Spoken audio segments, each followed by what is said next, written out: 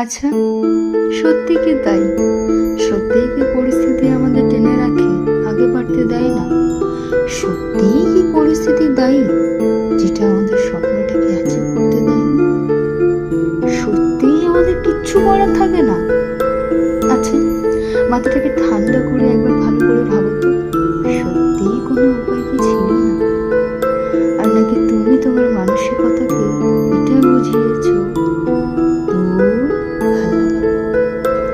শোনো, এই পৃথিবীতে না এখনো পর্যন্ত এমন কোনো সমস্যা জন্মায়নি যার কোনো সমাধান নেই। তাই প্লিজ পরিস্থিতিকে দোষারোপ করো না। ওটা শুধুমাত্র সাময়িক একটা বাধা, যেটাই পৃথিবীর সকলকেই উপভোগ করতে হয়, এবং খুব সুন্দরভাবে। তাই ছোট্ট করে একটা কথা মনে রেখো, আমাদের সাধ্য নেই পরিস্থিতিকে চেঞ্জ করবার, কিন্তু নিজেদেরকে বীভৎসভাবে চেঞ্জ করতে পারি। যেখানে গীতায় স্বয়ং কৃষ্ণ নিজেই বলেছেন, সেটাই হলো পরিবর্তন, যেটা তোমার জীবনকে এক নতুন আশার আলো নিয়ে আসে, তোমার জীবনটাকে সুন্দরভাবে গড়ে তোলার জন্য।